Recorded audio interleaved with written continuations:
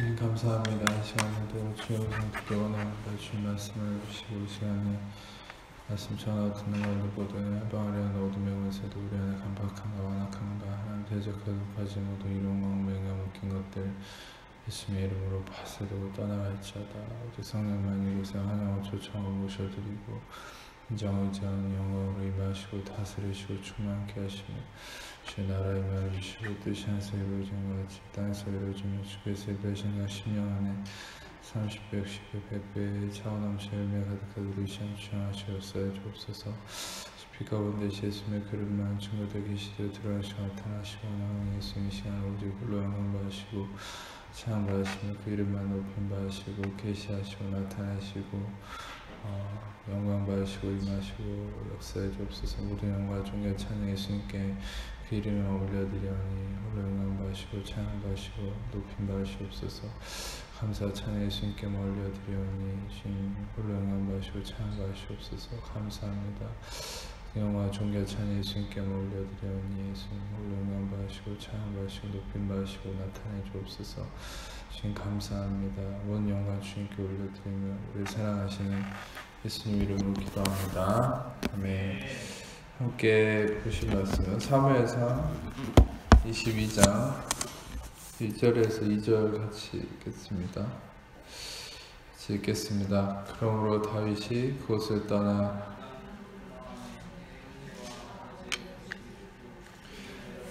그에게 이르렀고 환난당한 모든 자와 빚진 모든 자와 마음이 원통한 자가 다 그에게로 모였고 그는 그들의 우두머리가 되었는데 그와 함께한 자가 400명가량이었더라.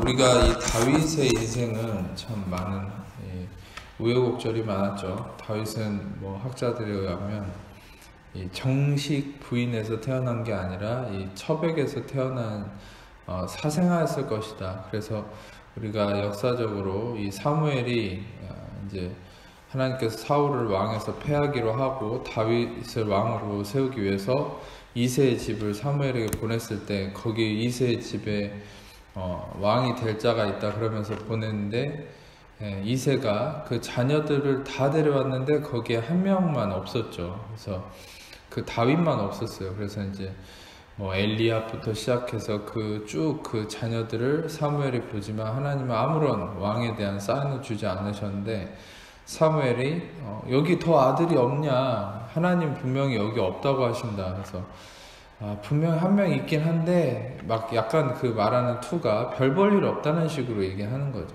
그러니까 다시 말하면 다윗은 집에서도 이렇게 외면당하는 자식 중에 한 명이었다는 거예요. 그러니까 그 여러 가지 다윗의 시편들을 근거로 해서도 학자들은 다윗은 태생적으로부터 버림받은 사람이다. 그래서 집에서도 인정받지 못하고 그러나 하나님은 그를 인정하셔도 그래서 하나님이 그 겉보기에 훌륭해 보였던 장자, 차자 그런 어떤 그 이세 아들들이 아닌 심지어는 사무엘이 그들의 외모에 반해서 저 사람이 진짜 왕감이구나. 실제로 여러분 사울이라는 왕은 성경에서 이 묘사하기를 생긴 것도 잘생겼지만 이 남들보다 머리 하나가 더 컸다고 합니다. 그러니까 키도 크고 굉장히 준수한 사람이었던. 근데 이 사울은 버림을 받았죠. 하나님께. 그 기준이 뭐예요? 이 사울이 예전에 설교 중에 얘기했기 때문에 따로 얘기하지는 않겠지만 사울이 자기의 기준으로 하나님 명령을 불순종하고 자기의 기준으로 번제를 드리러 나갔을 때 그러니까 이 제사라는 게 굉장히 중요한 거예요. 그러니까 하나님께 버림받은 아주 많은 사람들이 있지만 가인도 버림받았었고 이 사울도 버림받았는데 둘의 공통점이 뭐예요? 제사를 잘못 드렸어요. 그것도 재물을 잘못 갖고 나가죠. 가인도 자기의 이 땅의 소산으로 저주받은 거 그리고 이 사울도 그 전투에서 거둔 것을 하나님은 다 죽이라고 그랬는데 자기 보기 좋은 것을 전리품으로 취해가지고 그 자기 보기에 좋은 것으로 이 하나님께 제사를 드리러 나갔을 때 하나님은 그것을 거부하시고 오히려 심지어 사울을 버리셨죠. 왕에서 패해버리고. 그 기준이 뭐예요? 하나님은 사무엘을 통해서 이렇게 얘기했죠. 내가 택한 재물만 가지고 나와야 되는데 사울은 자기 기준에 좋은 것을 가지고 나오고 있기 때문에 하나님 버리셨다는 거예요. 그러니까 사울이 패하고 다시 말하면 사무엘도 이제 새로운 왕을 뽑으러 갔는데 사무엘조차도 인간적 육신의 그 기준에 의해서 왕을 뽑을 때 이 엘리압이나 다른 아들들을 볼 때 와 진짜 저 사람 왕감이다라고 외모를 보고 외형적으로 괜찮아 보이는 것을 통해서 현혹됐단 말이야. 그런데 하나님은 심지어 그 사무엘의 마음속에 뭐라 얘기했냐면 나는 그들을 버렸다. 나는 그를 버렸다. 이렇게 표현하거든요. 그러니까 여러분 우리는 하나님의 기준이 항상 어디 있는 줄 알아야 돼요. 하나님의 기준은 우리의 기준, 우리가 보기 좋은, 우리가 보기에 왕감, 어떤 감 이게 아니라 하나님은 항상 그리스도가 기준이 되는 거예요. 그 사람의 중심에 모든 것에 예수 그리스도가 중심이 돼 있느냐 그렇지 않느냐 그 사람의 어떤 바는 중요하지 않아요. 그 사람이 오직 예수 그리스도의 의가 자신의 중심이 돼 있다면 하나님 그것을 통해서 그를 받는 겁니다. 그러니까 다윗은 어릴 때부터 홀로 있었지만 곰과 사자로부터 이 양을 지키는, 다시 말하면 그 마음에 순전한 야훼를 사랑하는 마음이 있었죠. 근데 단순한 율법적 사랑이 아니라 그 다윗의 시편을 보면은 다윗에게는 놀랍게도 하나님의 택함에 의해서 예수 그리스도에 대한 메시아의 계시가 어마어마했어요. 그러니까 그만큼 이 다윗은 율법의 시대 아래 있었지만 은혜의 어떤 본질을 가진 사람이에요. 그러니까 예수님도 저번에 얘기했지만 예수님도 다윗의 시편을 많이 인용하시죠. 다윗의 시편에는 실제로 예수님에 대한 메시아적인 이 예언이 많이 등장하고 있어요. 실제로 다윗은 예언자가 아니거든요.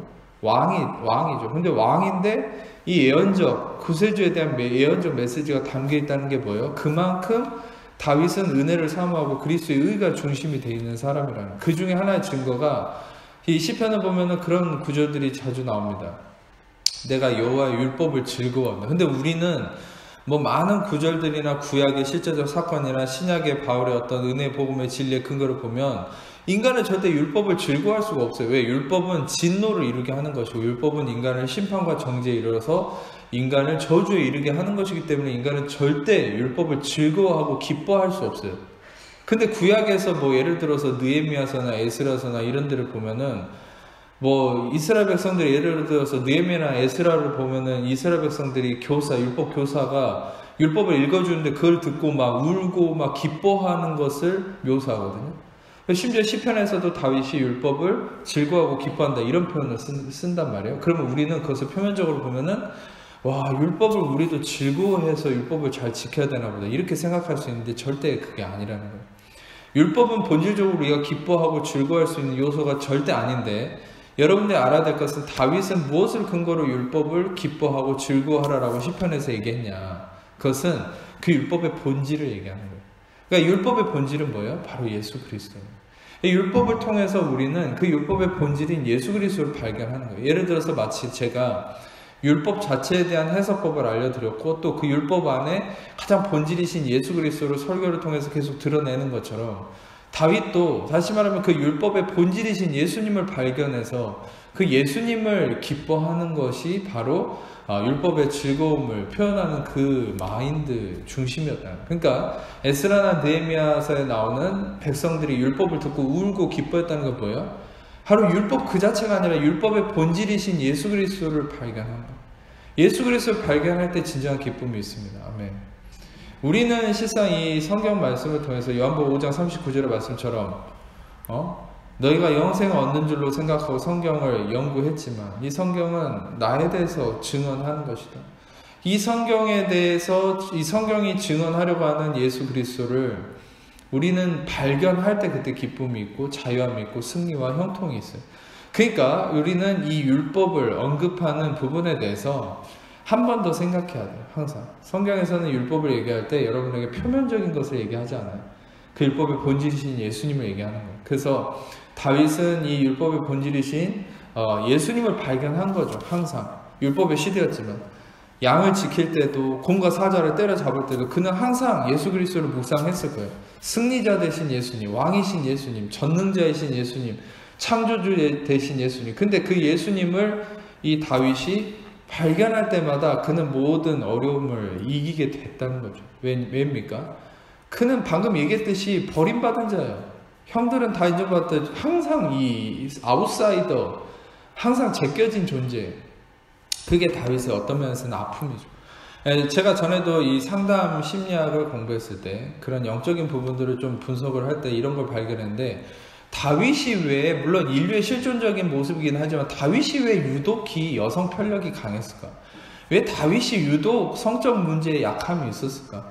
원래 여러분이 알아야 될 건, 성적 문제에 대한 약함은 거절감에 심각하면서 오게 돼 있어요. 사람이 거절감이 심각할수록 성적인 것에 더 도착하게 돼 있습니다. 근데 이 성적 쾌락에 대한 도착이 다윗의 가장 큰 약점 중에 하나였어요. 그러니까 이 다윗은 그 부분에 대해서 이 해결이 되지 못한 거예요. 그게 뭡니까? 항상 거절감이 있었죠. 태어날 때부터 거절당했는데 모든 순간이 거절이었어요. 왜냐면은 이 다윗을 보세요. 태어나서 하나님 뜻 안에서 이제 이 기름 부음 받아서 결국은 사무엘이 다윗에게 기름을 부었죠.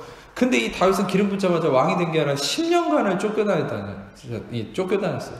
심지어는 골리앗을 잡아서 전공을 세웠는데도 다윗은 그 이후에 이 쫓겨다닌 존재예요. 이 사울은 10년 동안 사람을 죽이려, 그러니까 이 사람이 보세요.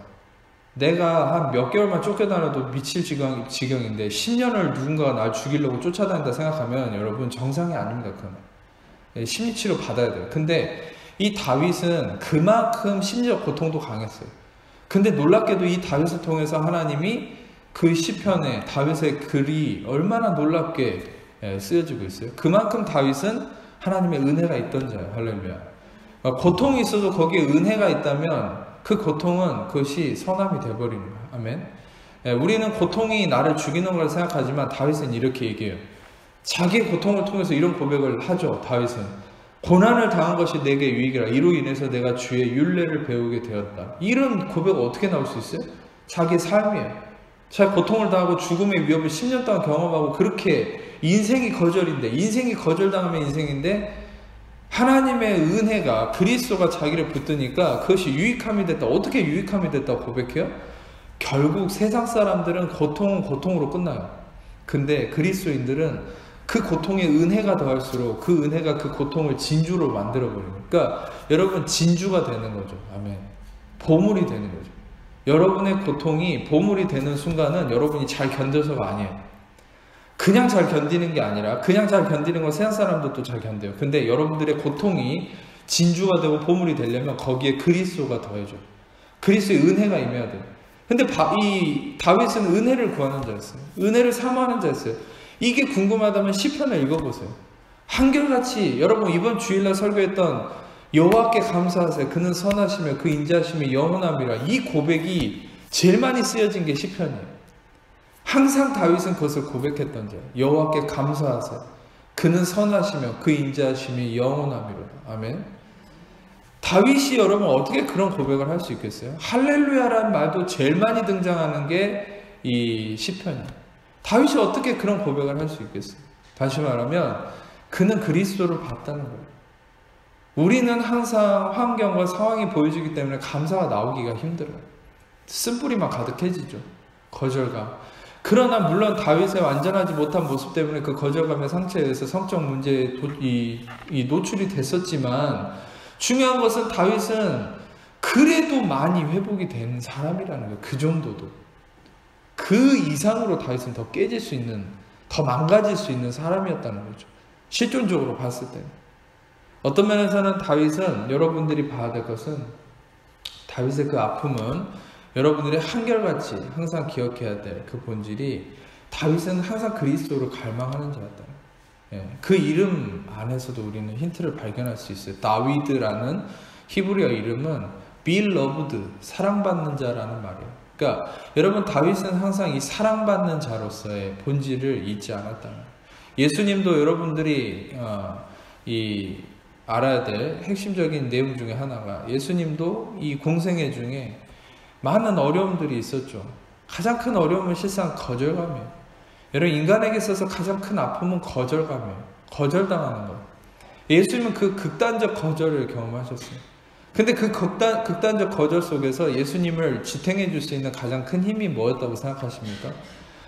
예수님은 예수님이니까 견디셨겠지, 이렇게 생각할 수 없는 것이에요. 왜냐하면 예수님도 우리와 같은 성정을 가지고 오신 분이기 때문에, 물론 그러나 죄는 없으신 분이죠. 근데 예수님이 어떤 힘으로 모든 거절과 아픔을 견디셨을까요? 비난과 정죄를. 그것은 여러분, 예수님의 그 모든 것의 힘의 근원은 바로 세례 요한에게 세례를 받으실 때 이는 내 사랑하는 아들이요 내 기뻐하는 자라고 말씀하신 그 하나님의 예수님을 향한 사랑의 고백의 힘이 예수님을 모든 공생애 가운데 붙들어 줬다는 사실. 여러분, 우리를 붙들 수 있는 건 바로 그 하나님의 사랑의 고백. 그 사랑의 고백은 뭐예요? 실존적인 우리에 대한 정체성을 알려주는 거죠. 자, 좀 거슬러 올라가서 인간은 원래 사랑받는 자였지만 선악과를 통해서 이 버림받은 존재가 됐죠. 하나님께 거절당하는 존재가 됐죠.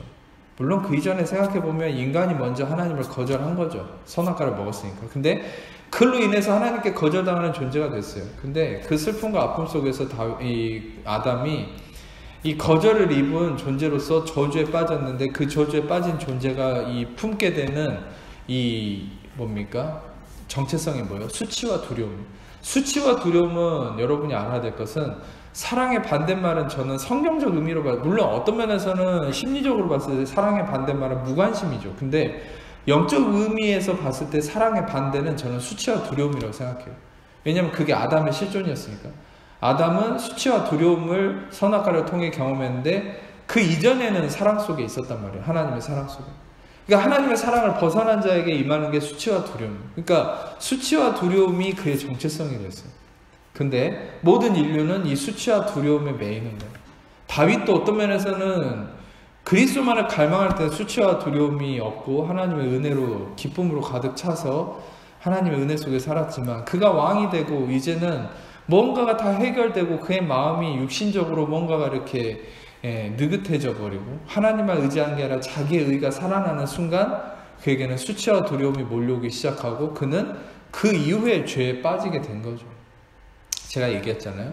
죄는 무언가의 뿌리가 있기 때문에 죄가 나타나는 거라고. 다윗은 다시 말하면 아까도 얘기했듯이 물론 거절감의 상처도 있었지만 자기 인간의 의가 아까도 얘기했지만 그 거절감은 이제 심리적인 요소지 더 깊은 뿌리는 인간의 의예요. 자기 의가 거절감을 일으키는 거예요.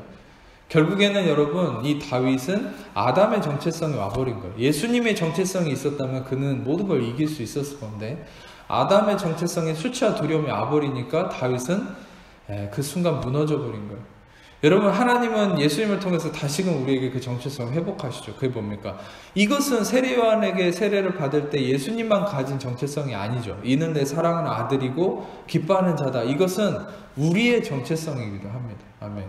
우리는 아담에게서 이어받은 더 이상 수치와 두려움 가운데 빠져있는 존재로서의 정체성이 아니라 우리는 이제 그리스도와 하나 된 자로서 그리스도가 가지시는 이는 하나님께 사랑받는 아들이고 나는 하나님께 사랑받는 아들이고 하나님이 기뻐하시는 자다라는 것이 여러분과 저의 정체성이에요. 아멘. 이것을 믿으시길 축복합니다. 이 정체성을 가지고서 이제 이 예수님이 모든 걸 이기셨는데 여러분 이것이 바로 이제 복음인 것이에요. 복음은 수치와 두려움에 빠져있는 존재가 그리스도를 통해서 이제는 하나님께 환영받고 기뻐함을 입고 사랑받는 자가 되었다. 이게 복음이에요. 우리는 존재적인 실존으로 우리는 절대 하나님께 사랑받고 기뻐함을 입을 수 없는 자예요. 근데 그리스도를 통해서 죄값이 치러지고 속죄가 이루어졌기 때문에 우리는 그리스도를 통해서 사랑받고 기뻐함을 입은 존재가 되었다는 사실이죠. 우리가 오늘 말씀 보면은 아둘람 굴이라는 곳에 이 다윗이 이제 피신하고 있는 상황이에요. 다윗은 아까도 얘기했듯이 10년간을 사울의 이 죽음의 위협에서 쫓아다녔죠. 사울은 악신이 들린 자였어요. 악신이 들렸으니까 하나님께 택함받은 자를 죽이려고 했겠죠. 근데 이 사울에게 쫓기다가 다윗이 피신한 곳이 아둘람굴이에요. 근데 아둘람굴이 어떤 곳이냐? 좋은 곳이 아니에요. 어떤 호텔이 아닙니다. 아둘람굴은 오늘 2절에도 보시다시피 2절의 스크린으로 보세요. 환난당한 모든 자와 빚진 모든 자, 마음이 원통한 자가 그에게로 모인 곳이에요. 그러니까 여러분 생각해 보세요. 이 아둘람굴은 어떤 속성을 가진 곳이냐? 그냥 거지 소굴이에요. 아무것도 없는 곳이에요. 여러분 우리는 보통 영웅담의 얘기도 이런 어떤 예수님의 모티브가 참 많아요. 히어로물도 그렇고 가장 어려움 속에서 빛을 보게 되는. 근데 다윗도 그 루트예요. 가장 어려움, 이 피신하는 상황 속에서 있다가 결국에는 빛으로 나오는 이 과정에 있는 것이에요.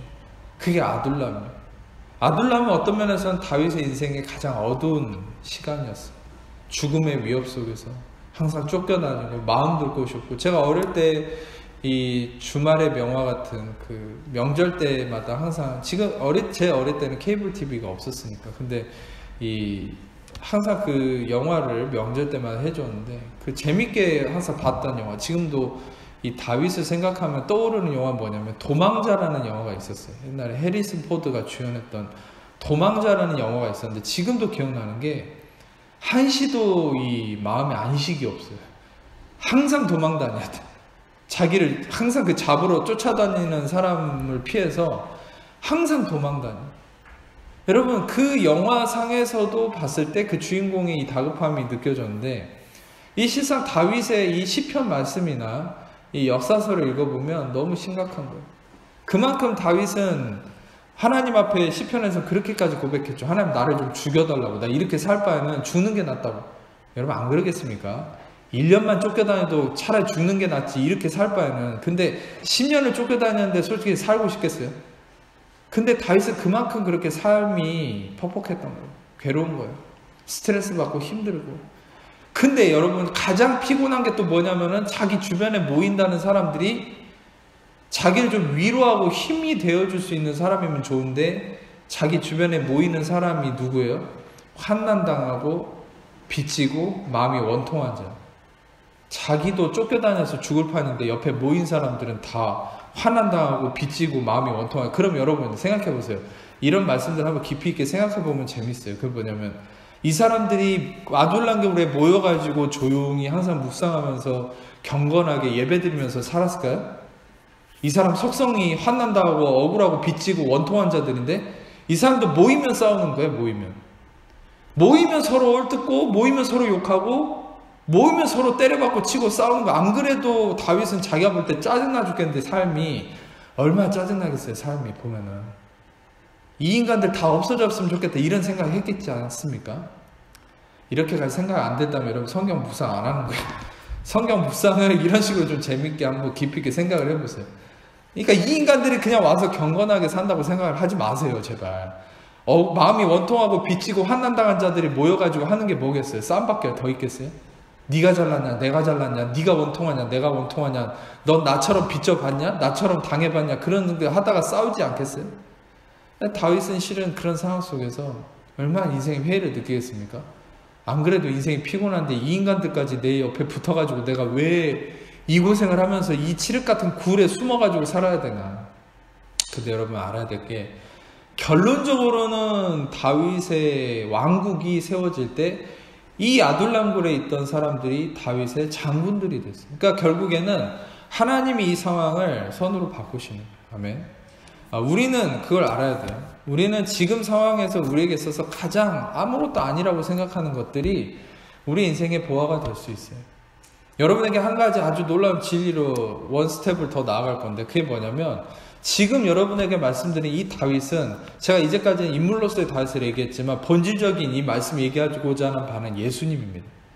보세요. 예수님을 보세요. 이 땅에 오셨는데 예수님에게 모이는 사람들은 좋은 옷을 입고 화려한 곳에 사는 사람들이 아니었어요. 예수님에게 모인 사람들, 누가복음 15장 1절에서 2절을 띄워주세요. 같이 읽겠습니다. 시작.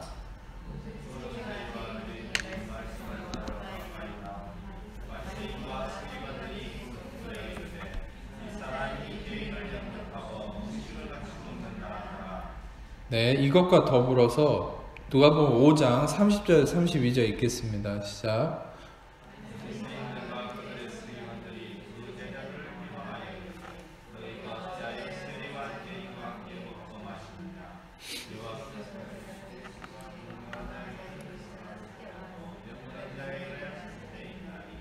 의인을 부르러 온 것이 아니요 죄인을 불러. 여러분 보세요. 이 모든 사람들 볼 때도 예수님의 별명이 뭐냐면 세리와 죄인들의 친구, 세리와 죄인들과 함께 먹고 마시는 자. 다시 말하면 예수님에게 모인 사람들의 특징이 뭐냐면 다 죄인들이에요. 누가복음 15장 1절을 다시 띄워주세요. 죄인들이, 세리와 죄인들이 말씀을 들으러 가까이 나왔다는 거예요. 이 여기서 언급하는 세리와 죄인들은 뭐냐? 같은 동족의, 우리로 말하면 친일파예요. 친일파. 이 당시에 유대인들이 로마의 식민지였지만 같은 동족으로서 어떤 이 동족의 피를 빨아먹는 잘못된 모습을 가진 자들이 세리예요. 죄인들은 누구예요? 말이 죄인이지 여기서 얘기하는 죄인들은 강도, 도둑, 창녀, 사회 밑바닥에 그냥 가난한 사람들이 아니야. 남에게 해를 끼치고 다니는 그런 사람들이. 여기서 얘기하는 죄인들이 그런 사람. 근데 놀랍게도 이런 사람들이 말씀을 들으러 가까이 왔다. 그럼 여러분 뭐라 생각하겠어요? 실상 어떤 면에서는 좀 더 깊이 있게 묵상하면 제자들도 율법적 의식이 가득했는데 베드로조차도 그 지들이 제자랍시고 지들이 의롭다고 생각하지 않았겠어요? 근데 모이는 사람들이 다 죄인과 세리들이니까 뭐라고 생각했겠어요? 제자들도? 왜 하필 저런 인간들이 여기 오는 거야? 에? 더럽게. 이렇게 생각했겠죠. 하시말하면 여러분 그렇게 생각할 정도로 예수님에게 모이는 사람들은 한결같이 그런 모습이었다. 여러분 마치 똑같은 거죠. 이 다윗으로 상징되는 이 예수님에게 죄인과 세리들이 가까이 온 것처럼 이 바로 아둘람에 많은 원통하고 빚지고 환난 당한 자들이 오는 거예요. 근데 결론은 뭐예요? 결론은 그들이 왕국의 건국의 어떤 주인공이 됐다. 장군들이 됐다. 결국 여러분 이 여기서 보여지는 세리와 죄인들이 바로 의인이 되었다는 거예요. 할렐루야. 우리가 누가복음 5장 30절에 32절을 다시 한번 띄워주세요. 보시면은 예수님이 이렇게 얘기하죠. 나는 건강한 자들을 위해서 온 게 아니라 병든 자를 위해서 왔고 의인을 부르는 게 아니라 죄인을 부르러 왔다. 하지만 예수님은 회개시키러 왔다. 구원시키러 왔다. 그 말이에요. 변화시키러 왔다. 그 말이에요. 자기를 의롭다는 자. 그러니까 모든 사람은 로마 3장 23절 말씀처럼 모든 사람이 죄를 범했으면 하나님 영광에 이르지 못했다. 모든 사람은 죄인이에요. 실상 그 사람이 예수님 안에 있지 않으면 다 죄인이에요. 근데 모든 사람이 예수님을 통해서만 의인이 될 수 있어요. 믿으십니까? 예수님만으로만.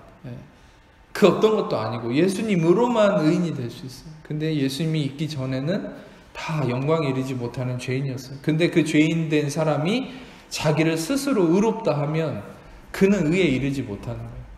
그래서 많은 사람들이 이 예수님에 대해서 생각할 때 예수님은 경건한 자들만 사랑할까? 잘못된 어떤 교리에 빠져 있는 사람도 그렇게 생각하죠. 예수님은 나의 어떤 삶의 경건함을 보실까? 여러분 오늘 이 말씀을 기억하세요. 예수님은 죄인을 부르러 왔다. 다시 말하면 이것은 무엇을 얘기합니까? 여기서 얘기하는 죄인은 그냥 무조건 죄 짓고 살아도 된다 그런 의미를 얘기하는 게 아니에요. 여기서 얘기하는 죄인은 뭐냐? 여기서 얘기하는 의인은 뭐냐? 자기 스스로 의롭다고 하는 자예요. 여기서 얘기하는 죄인은 뭐냐? 그것은 예수님의 의가 아니면 나는 의로워질 수 없고 나는 예수님의 의가 아니면 나는 죄인일 뿐이라고 고백하는 오로지 예수님의 의를 갈망하는 그 사람을 바로 여기서 죄인이라고 하는 거예요. 그 죄인은 구원을 입는다는 거예요. 아멘. 우리의 기준으로 뭐 우리가 예수님 믿는데도 우리는 죄인이다 그런 의미가 아니라 오직 예수님의 의로만이 내가 의인 될 수 있다라고 고백하면서 나는 예수님의 의가 없이는 여전히 죄인일 뿐이라고 인정하는 그 사람이 바로 여기서 얘기하는 죄인이라는 거죠. 바로 그 죄인에게 예수님이 왔다는 거예요. 할렐루야. 우리에게 필요한 것은 뭡니까? 경건함이 아니죠. 우리에게 필요한 것은 바로 예수님의 의를 갈망하는 그 사모하는 마음 하나예요. 그 증거가 여기 있어요. 누가복음 15장을 다시 돌아가 보시면은 누가복음 15장에 아까도 얘기했듯이 죄인과 세리들이 예수님께 가까이 왔는데 그 놀랍게도 그 구절 이후에 세 가지 비유를 얘기하죠. 잃은 양의 비유, 드라크마의 비유, 돌아온 탕자의 비유. 이것은 세 가지 다 회개에 대한 비유입니다. 그러면 우리는 보통 이렇게 생각해요. 우리가 회개를 해서 예수님께 나아간다고 생각하는데 여러분 놀라운 진리 하나 알려드릴게요. 죄인들이 예수님께 나아왔기 때문에 죄인들이 예수님께 15장 1절도 보세요. 모든 세리와 죄인들이 말씀을 들으러 가까이 나왔다. 가까이. 모든 세리와 죄인들이 예수님께 가까이 나아갔을 때 예수님과 하나 되었을 때 그때 회개가 이루어지는 거예요. 아멘. 우리는 기존의 생각은 뭐예요? 내가 회개를 해야 예수님과 가까워진다고 생각하죠. 아니요. 말씀 뭐라 얘기해? 예수님과 가까워지면 회개가 일어나는. 할렐루야. 예, 그렇습니다. 이거 다시 한번 얘기할게요. 우리는 기존의 잘못된 생각은 내가 예수님에게 가까이 가려면 내가 회개를 해야만 예수님과 가까워진다. 이렇게 생각하잖아요. 내가 나를 회개해서 뭔가를 씻어내고 정결하게 해야만 예수님과 가까워질 수 있다. 이렇게 생각하잖아요. 아니요. 여러분들이 예수님과 가까워지면 회개가 일어나요. 이 회개는 뭐예요? 메타노이아. 마음의 변화가 일어나요. 삶의 변화가 일어나요.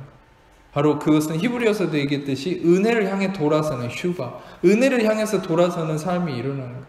자, 여러분, 예수님과 가까워지면 회개가 일어난다 했는데 예수님과 가까워지기 위해서 우리에게 필요한 게 뭐예요? 그래서 복음이 필요한 거예요. 율법이 아니에요. 율법은 진노를 이루게 한다 했어요. 로마서 4장 15절. 율법을 들이대면 우리는 절대 회개하지 못해요. 왜? 하나님과 멀어지니까. 우리는 예수님과 가까워져야만 회개가 일어나요. 믿습니까? 예수님과 가까워지는 방법이 뭐예요? 은혜가 임해요. 그래서 은혜 복음이 우리의 삶을 바꾸는 거예요. 그래서 은혜 복음이 사람을 바꾸는 거예요.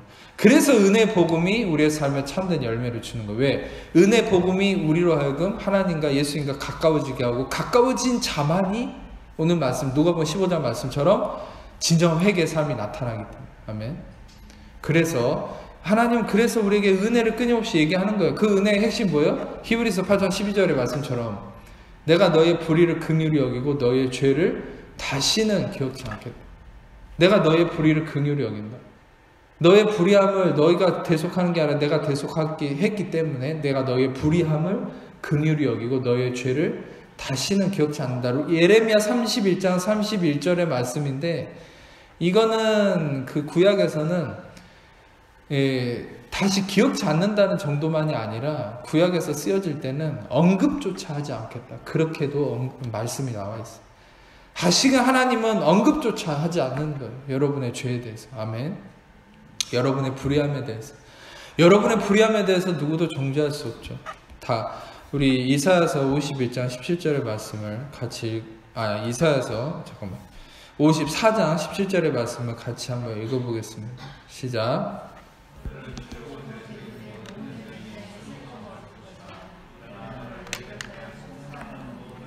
내게 정죄를 당하리니 이는 여호와의 종들의 기업 이는 그들이 내게서 얻은 공의다. 여호와의 말씀. 저 주일날 말씀한 것처럼 그들이 마지막 절의 마지막 부분에 얘기한 것처럼 그들이 나에게서 얻은 공의로 인해서 바로 야훼로부터 얻은 공의, 이 의로움 무엇입니까? 예수님이죠. 예수님의 대속함, 이 의로움, 하나님의 공의이신 예수님을 얻은 자는, 예수님의 은혜가 있는 자는 그를 정죄하는 자마다 그 정죄하는 모든 혀가 정죄를 당할 것이고 그들을 치려고 제조된 모든 연장이 쓸모없게 될 것이고. 아멘. 이것은 무엇 또한 얘기합니까? 그 어떤 인간관계 안에서 여러분들을 힘들게 하는 그것만을 얘기하는 게 아니라 여러분들을 죽이라는 질병, 여러분이 고민하는 고통, 문제, 어떤 상황과 환경, 그 모든 거예요. 모든 상황을 일컫는 거예요.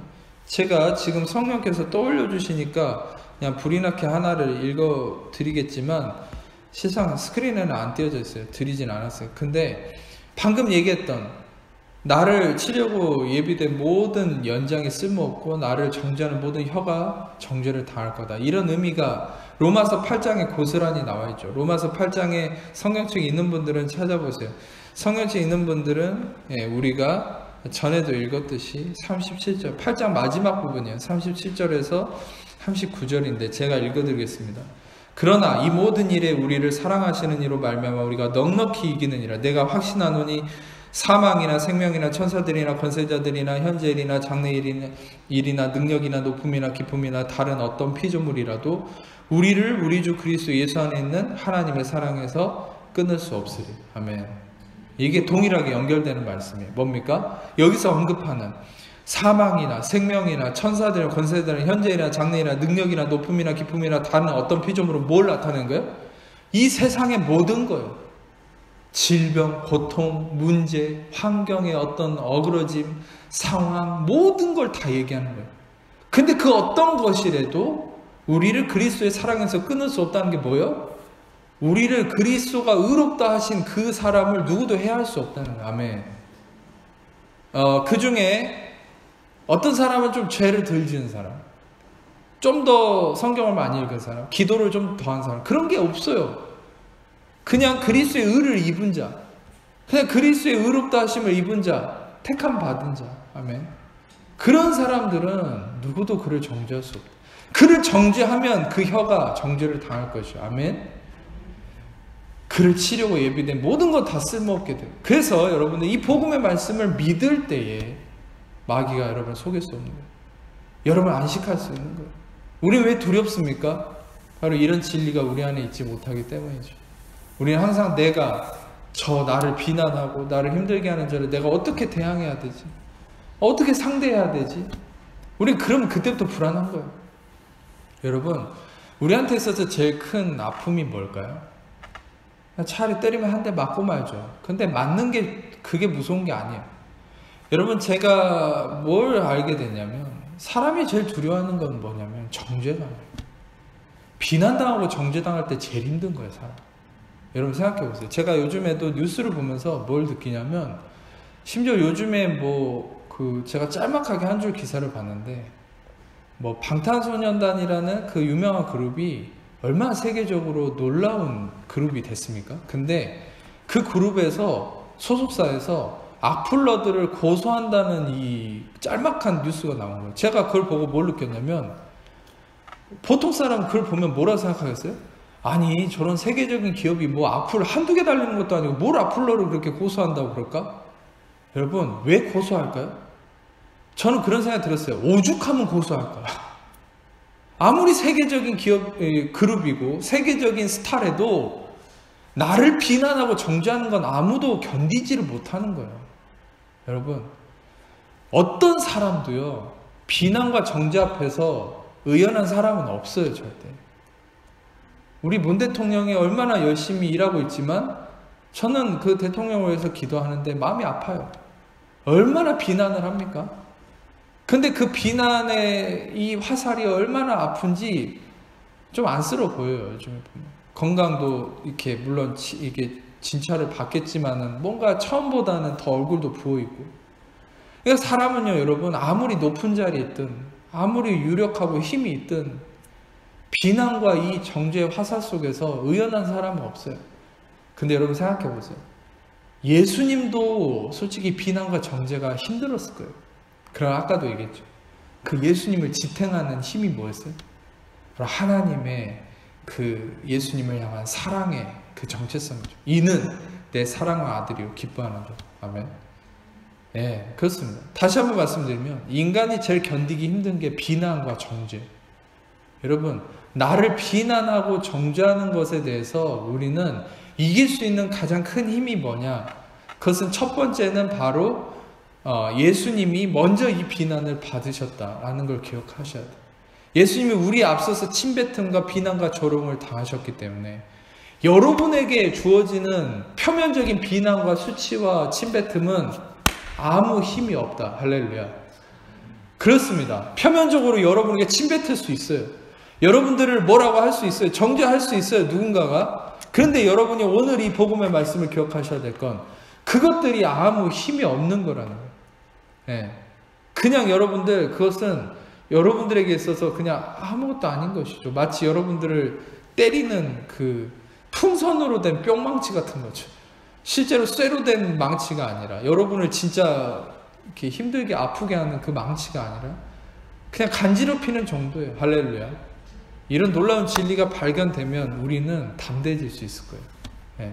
어떤 문제가 다가와도 한번 와봐. 한번 때려봐. 근데 실상 여러분 그 문제가 여러분을 때린다 해도 이걸 기억하세요. 아무 힘이 없어요. 그 문제는. 왜인지 아세요? 이미 예수님이 고통을 당하셨기 때문에. 할렐루야. 이미 예수님이 조롱과 수치와 침뱉음을 당하셨기 때문에 여러분들에게 나타나는 침뱉음과 조롱과 수치가 있다 할지라도 그것은 아무 힘이 없다. 오히려 그것이 정죄를 당하고 쓸모없게 될 것이다. 아멘. 이것이 복음입니다. 바로 우리는 이런 진리를 발견하게 되는 것이죠. 그리고 두 번째는 뭡니까? 우리가 비난과 정죄를 이길 수 있는 가장 큰 근원은 뭡니까? 바로 하나님께서 예수님에게 주신 그 정체성을 기억하는 거예요. 이 복음의 말씀을 기억하는 거예요. 오늘 말씀처럼 여러분 우리가 누구인지를 기억하는 것이죠. 고린도후서 4장 이제 7절에 10절을 좀 같이 보겠습니다. 고린도후서 4장 7절에 10절 같이 읽겠습니다. 시작.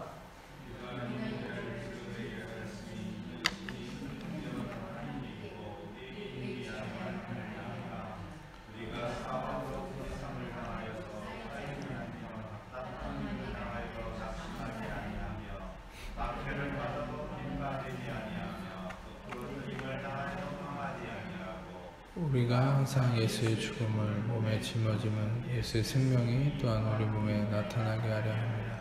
아멘.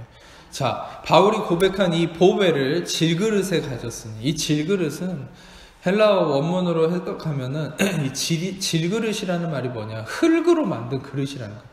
그리고 좀 더 깊은 의미는 아주 약한 그릇이라는 의미예요. 다시 말하면 우리는 아주 약한 그릇이라는, 언제든지 깨질 수 있는 그릇이라는 거예요. 근데 이 질그릇에 보배, 즉 보물, 보화를 담았다. 그게 뭐예요? 예수 그리스도가, 그 의가 되신 예수 그리스도가, 은혜 복음이 우리에게 임했다는 거예요. 근데 이렇게 얘기하죠. 이것은 왜 그렇게 하셨냐? 왜 우리 같은 깨질 수 있는 이 연약한 그릇에 하나님은 보물을, 예수님을 우리에게 주셨느냐? 그것은 뭐냐? 이는 큰 능력이 하나님께 있고 우리에게 있지 아니함을 알게 하려는. 아멘. 여러분, 우리에게 왜 연약함이 있습니까? 왜 우리의 연약함이 항상 존재합니까? 하나님은 왜 우리를 아이언맨이나 스파이더맨 같이 슈퍼맨으로 만들어주지 않을까요? 왜 우리도 예수님 같이 그런 전능자처럼 아무 문제 없이 태평하게 살면 좋은데 왜 우리는 여전히 고통 속에서 신음하고 이리 깨지고 저리 깨지는데도 하나님은 그냥 내버려 두시는 그런 상황이 왜 있을까요? 하나님 우리를 버려서가 아니에요. 하나님 목적은 하나예요. 이 7절의 비밀이 있죠. 이는 큰 능력이 하나님께 있고 우리에게 있지 아니함을 알게 하시기 위해서. 아멘. 인간은 늘 항상 자기 자신만이 능력이 있다고 주장을 하는 거예요. 거기에 함정에 빠지는 거예요. 근데 하나님은 한결같이 뭘 얘기하시려는 거예요? 모든 능력은 하나님께 있다는 거 알게 하려고 하는 거예요. 이는 심히 큰 능력이 하나님께 있고 우리에게 있지 아니함을 알게 하자. 그래서 우리에게 연약함이 허용되는 거예요. 여러분에게 연약함이 있습니까? 우리에게 연약함이 있다면 그것을 기뻐해야 되는 이유는 뭐예요? 그것은 하나님께 모든 해결할 능력이 있다는 것을 하나님이 드러내려고 하는 거예요. 그게 뭐예요? 이번 주일날 얘기한 것처럼 이 전쟁은 하나님께 속했으니. 아멘. 이 전쟁이 뭐예요? 여러분이 당하는 모든 상황이에요. 그러니까 모든 전쟁은, 모든 것은 하나님께 속했으니 여러분이 그 하나님께 속했다는 것을 믿음으로 인정할 때 여러분 하나님의 능력이 나타납니다. 그래서 우리는 뭐라고 얘기합니까? 사방으로 우겨쌈을 당하여도 쌓이지 아니하고 답답한 일을 당해도 낙심하지 아니하고 박해를 받아도 버림받지 아니하고. 아멘이십니까? 거꾸러뜨림을 당하여도 망하지 아니하고. 우리가 항상 예수의 죽음을 몸에 짊어진다. 여기서 예수의 죽음을 몸에 짊어진다는 건 무슨 의미냐? 이것은 내가 십자가를 진다는 의미가 아니라 그리고 예수님의 우리를 위해 대속하심의 그 죽음과 의롭다 하심을 내 마음에 새기는 거예요. 할렐루야. 예수님의 죽음을 몸에 짊어지면 그것은 예수의 생명이 또한 우리 몸에 나타나게 하려 합니다. 다시 말하면 예수님의 죄상 의롭다 하심을 인정하고 내 몸에, 내 삶의 연약함을 인정하면, 이 말씀은 그 말씀이죠. 예수의 죽음을 몸에 짊어진다는 것은 바로 나의 연약함을 인정한다는 거예요. 근데 나의 연약함을 인정하고 예수님의 그 의로움과 능력을 의지할 때에 예수의 생명이 또한 우리 몸에 나타난다. 아멘. 우리는 우리의 연약함과 어려움을 인정하면 죽어버리고 끝나는 게 아니에요. 내 연약함을 인정하고 예수님의 의를 갈망하고 그분의 능력, 바로 나는 질그릇일 뿐이고 나의 안에 그 보물이신 예수 그리스도 그분만이 나의 능력이 되신다고 인정할 때 어떻게 됩니까? 그때 바로 내 어려웠던 그 무너져 있던 그 상황에 생명이 이제는 열매로 나타나게 된다. 아멘. 여러분, 중요한 것은 우리가 생명을 이루는 게 아니라 우리가 할 일은 한 가지. 우리는 질그릇이라는 것에 대한 인정하는 것뿐이에요.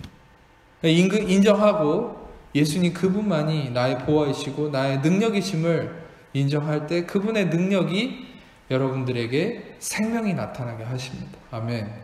오늘 이 말씀을 통해서 여러분들은 단순한 다윗이 어떤 어려움을 딛고 왕이 된 이 문제가 아니라 바로 다윗으로 상징되는 그 예수님이 모든 이 아둘람에서 여러분과 저와 같은 그 모든 환난당하고 빚지고 억울한 자를 결국에는 보화로 승리자로 만드셨고 이미 만드셨죠. 아멘.